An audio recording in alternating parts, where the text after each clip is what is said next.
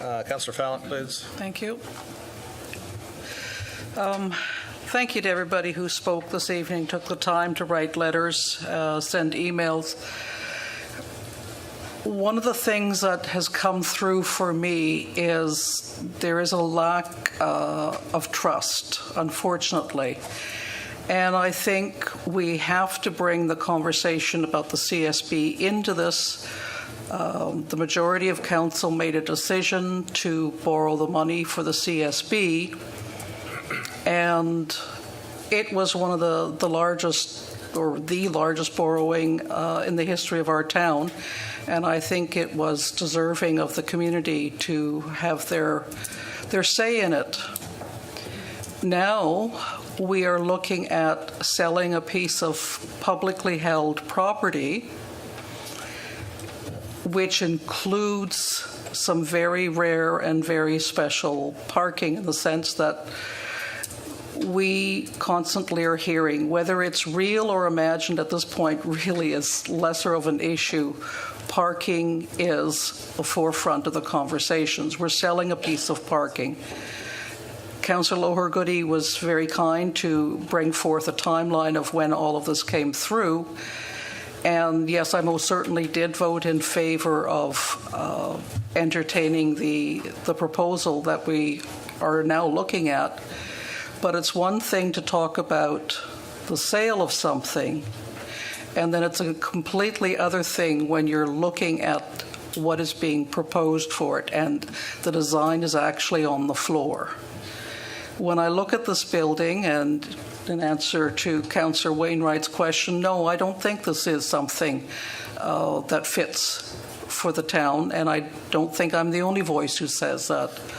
I wasn't around to approve the Landmark building or the Pier Hotel. Those buildings are there. Right or wrong, they're there. Now I'm one of the decision makers on this building that's being proposed for the fire hall.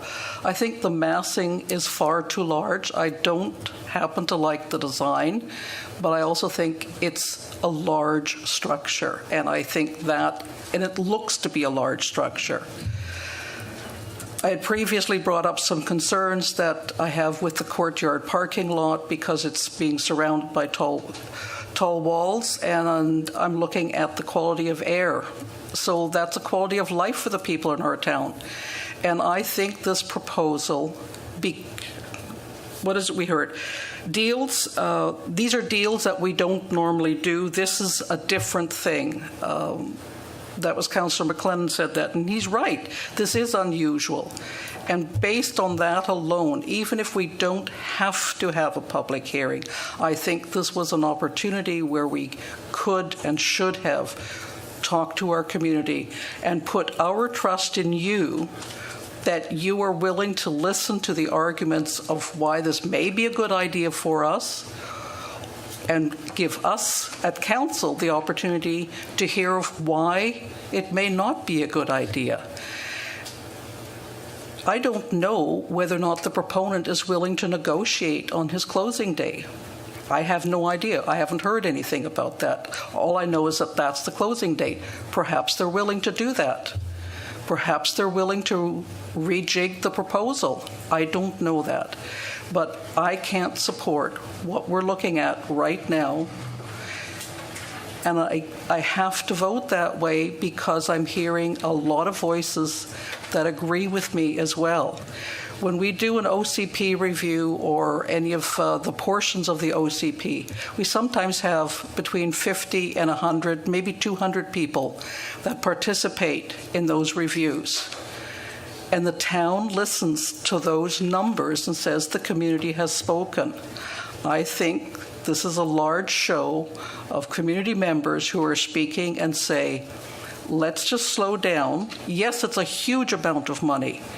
All the more reason to let's make sure that this building that we've just heard will probably be there for 50 years. Because at the end of the day, the 50 years, people aren't going to say, oh, we got $10 million for that. They're going to look at the building.